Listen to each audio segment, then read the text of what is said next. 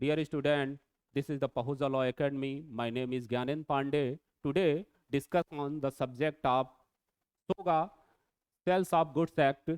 आज हम माल विक्रय अधिनियम 1930 के बारे में पढ़ेंगे। देखेंगे कि माल विक्रय अधिनियम किस प्रकार का सब्जेक्ट है, ये किन माल के अंतर्गत कौन कौन सी वस्तुएं आती हैं, और चूंकि हम कॉन्ट्रैक्ट एक्ट हमारा 1872 का था, तो उस 1872 की सेक्शन 76 से लेकर 123 तक में माल विक्रय अधिनियम के संबंध में, माल विक्रय के संबंध में प्रावधान किया गया था, जिसे 1930 में अलग करके एक अलग अधिनियम बनाया गया। चूंकि इस कॉन्ट्रैक्ट एक्ट के तहत हम जो है सभी प्रकार के वस्तुओं के माल की जो परिभाषा में आती है, उनके अंतरण के लिए प्रावधान नहीं था। इसे एक स्पष्ट स्पेसिफिक रिलीफ एक्ट के तहत इसको जो है हम इसको सम्मिलित किया गया। और माल विक्रय अधिनियम, जैसे कि आप देखें कि कोई भी एक्ट शुरू करने से पहले या देखें कि यह एक्ट कब इनैक्ट हुआ, उसका इन्फोर्समेंट डेट क्या है, और इसमें कितने चैप्टर हैं और कितनी धाराएं हैं। तो माल विक्रय अधिनियम का जो इन्फोर्समेंट डेट है वह 1 जुलाई 1930 है, और इसमें 7 चैप्टर हैं और 66 धाराएं हैं। पहली चीज, जैसे कि देखें, हमें ये देखा जाएगा कि माल का मतलब क्या हुआ, विक्रय का मतलब क्या हुआ। तो माल को परिभाषित किया गया 27 में कहा कि माल के अंतर्गत कोई ऐसी वस्तु जो अनयोज्य दावा और धन से अलग हो, धन न हो, और कोई जंगम संपत्ति जो टीपीए की धारा में देखें 3 में बताया गया कि जो उगती फसलें, खड़ा काष्ठ और घास आती हैं, और वह खड़ा काष्ठ माल की परिभाषा में आएगा जो माल विक्रय करते समय या माल की संविदा करते समय और या माल की संविदा का करार करते समय पक्षकारों का आशय है कि वह भूमि से अलग हो जाए, तो वह जो है संपत्ति माल की परिभाषा में आती है। अब एक चीज इसमें देखें, अनयोज्य दावा इसके अंतर्गत नहीं आता। तो अनयोज्य दावा होता क्या है, यह जो है माल विक्रय अधिनियम नहीं परिभाषित करता, बल्कि यह टीपीए की धारा 3 परिभाषित करती है। अनयोज्य दावा वह ऐसा दावा है जो, पहली चीज, दावा का मतलब ऋण, एक ऐसा ऋण है जिसके लिए कोई प्रतिभूति न दी गई हो, या अप्रतिभूत ऋण। अब अप्रतिभूत ऋण का क्या मतलब है, जैसे कि उसमें हमने बंधक नहीं किया हो, उसमें अगर वो चल संपत्ति से संबंधित है तो उसमें गिरवी ना हो, तो वह क्या होगा, अप्रतिभूत ऋण अगर हमने कोई लिया है तो वह ऋण क्या होगा, अनयोज्य दावा होगा। या कोई चल संपत्ति पर अपना हक रखता है लेकिन वह चल संपत्ति अब उसके कब्जे में नहीं है वास्तविक रूप से या आणविक रूप से, तो वह भी एक तरह का ऋण जो होगा वो अनयोज्य दावा होगा। और अनयोज्य दावा माल विक्रय अधिनियम के तहत माल की परिभाषा में नहीं आता। तो माल की परिभाषा में वही आएगा जो जंगम संपत्ति हो, चल संपत्ति हो। और जैसे कि अगर वो धारा 3 टीपीए की कहती है कि खड़ा काष्ठ, उगती फसलें और घास इसमें नहीं आती, यानी वह जो है चल संपत्ति की परिभाषा में आती है, तो वही माल विक्रय भी उस परिभाषा को एडॉप्ट करता है और कहता है कि माल का मतलब जंगम संपत्ति होगा।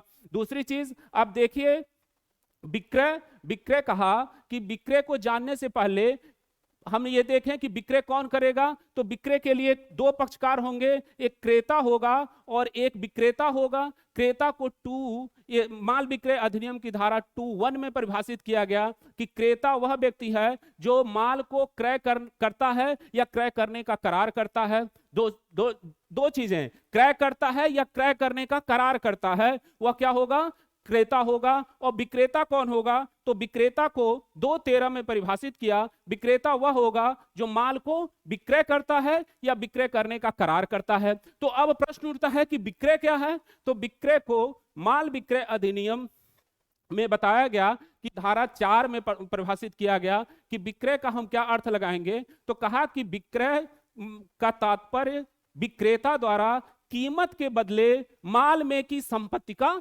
अंतरण है। 2 चीजें कहा, कीमत के बदले माल में की संपत्ति का अंतरण करता है या अंतरण करने का करार करता है, वो विक्रय होगा। अब इसमें कहा कीमत के बदले, तो कीमत का मतलब यहां हुआ मुद्रा, संपत्ति। जो संपत्ति प्रचलन में हो वह जो है कीमत की परिभाषा में आएगी। और दूसरी चीज माल में की संपत्ति, तो माल में की संपत्ति का मतलब स्वामित्व का, कीमत के बदले स्वामित्व का अंतरण करता है, तो वह क्या विक्रय कहलाता है। अब देखिए, स्वामित्व का अंतरण अगर नहीं हो रहा है तो वह विक्रय नहीं होगा, या अगर उसके अंदर कीमत नहीं लगी, कीमत मतलब प्रतिफल नहीं है, तो वह विक्रय की परिभाषा में नहीं हो जाए। अगर हम माल वैसे डिलीवर करेंगे तो वह दान कहा जाता है, और या अगर माल के बदले हम माल ले रहे हैं तो उसको विनिमय कहा जाएगा। विक्रय कब होगा? विक्रय तभी होगा जब वह कीमत के बदले किया गया हो। दो चीजें। अब एक हमने बताया कि विक्रय करता हो या करने का करार कर रहा हो, तो दो चीजें आया कि एक सेल कॉन्ट्रैक्ट ऑफ सेल और एग्रीमेंट फॉर सेल, यानी दो चीजें, विक्रय और विक्रय का करार, इसको समझना जरूरी है। विक्रय का तात्पर्य क्या है? विक्रय का मतलब कि संविदा करते समय ही जो संपत्ति माल की जो विक्रय करना है, माल को ट्रांसफर करना है, वह संविदा के समय ही विक्रेता क्रेता को अंतरण कर देता है। दूसरी चीज, और एग्रीमेंट ऑफ सेल में क्या होता है? एग्रीमेंट ऑफ सेल में विक्रेता माल को विक्रय संविदा करते समय अंतरण नहीं करता है, बल्कि उसको भविष्य में करने का करार करता है, या किसी शर्त को पूरा करने के बाद वह विक्रय में परिवर्तित होता है। तो इस तरह के करार को क्या कहेंगे? विक्रय का करार कहेंगे, एग्रीमेंट ऑफ सेल कहेंगे। तो एग्रीमेंट ऑफ सेल क्या है? एग्रीमेंट ऑफ सेल में जो संपत्ति है, जो स्वामित्व का अंतरण हो रहा है, वह तुरंत नहीं होता, बल्कि क्या होता है? वो भविष्य में अंतरण होता है। और दूसरी चीज, और या तो किसी शर्त, अगर पक्षकार आपस में शर्त कोई कॉन्ट्रैक्ट कर रहे हैं, तो उस शर्त के पूरा होने पे वह जो करार है वह करार कंप्लीट होगा।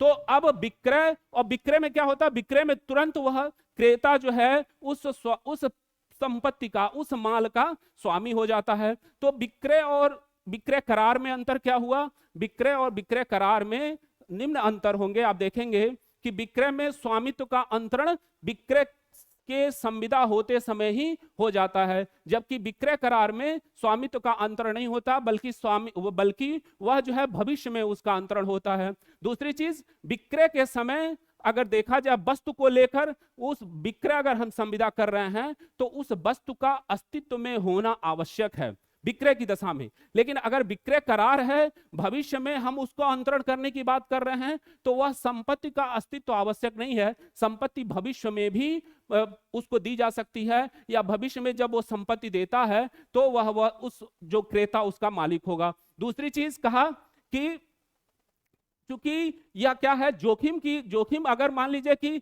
विक्रय में विक्रेता जो क्रेता है उस प्रॉपर्टी पे स्वामित्व रखता है, तो इसलिए उस प्रॉपर्टी में अगर कोई क्षति होती है तो उसका सहन करने का दायित्व किसको है? क्रेता को है। जबकि विक्रय के करार में अगर उस प्रॉपर्टी में कोई क्षति होती है तो वह जो है जोखिम वो कौन उठाएगा? विक्रेता उठाएगा, क्योंकि क्रेता के पास वो प्रॉपर्टी का स्वामित्व अभी आया नहीं। दूसरी चीज, विक्रय में चूंकि स्वामित्व का अंतरण हो चुका है, तो क्रेता क्या करेगा? उसको अपने से दूसरे को अंतरण कर सकता है, जबकि विक्रय करार में ऐसा नहीं होता है। और दूसरी चीज आप देखें कि विक्रय करार में अगर विक्रय का करार हुआ और उस माल में कोई त्रुटि होती है, तो उस दशा में क्रेता विक्रेता पर वाद ला सकता है। लेकिन विक्रय करार में ऐसा नहीं होता। विक्रय करार में अगर विक्रेता चाहे तो उस प्रॉपर्टी को पुनः किसी दूसरे को बेच सकता है। क्यों? क्योंकि विक्रय करार में प्रॉपर्टी अभी ट्रांसफर क्रेता को नहीं हुई है, वह प्रॉपर्टी अभी क्रेता को स्वामित्व का अंतरण नहीं हुआ है, और वह प्रॉपर्टी विक्रेता के पास है, और विक्रेता चाहे तो उसको किसी दूसरे को अंतरण कर सकता है। तो जो क्रेता है उसको क्या रेमेडी है? उससे क्षतिपूर्ति वसूल कर सकता है। इस प्रकार अब हम देखें कि माल क्या हुआ, विक्रय किसे कहते हैं, और विक्रय के अंतर्गत क्या क्या चीजें आती हैं, इसको हमने देखा। अब चूंकि इस पे टीपीए का भी है, ध्यान रखिएगा कि टीपीए, इसीलिए टीपीए के अंतर्गत हम अगर विक्रय कर रहे हैं तो वह विक्रय धारा 54 के तहत उसमें हमेशा अचल प्रॉपर्टी का विक्रय होता है, जबकि माल विक्रय अधिनियम में हमेशा जंगम संपत्ति का अंतरण होता है। अब ये कहा कि अगर कोई व्यक्ति, देखें हम माल की परिभाषा देख रहे थे, उसमें यह कहा कि अगर कोई वस्तु भूमिबद्ध है तो विक्रय के समय या विक्रय करार करते समय अगर पक्षकारों का आशय विक्रय का है और उस भूमि से उस प्रॉपर्टी उस संपत्ति को अलग कर दें तो वह जंगम संपत्ति में बदल जाती है। जबकि टीपीए में क्या होता है, टीपीए में हमेशा दो प्रकार की संपत्ति बात कहा, एक जो है अचल संपत्ति तो हमेशा होगा, एक मूर्त संपत्ति और एक अमूर्त संपत्ति। अगर हम अपना कॉपीराइट को बेच रहे हैं या अपने गुडविल को बेचना है तो वह जो है टीपीए के थ्रू उसको बेचा जाएगा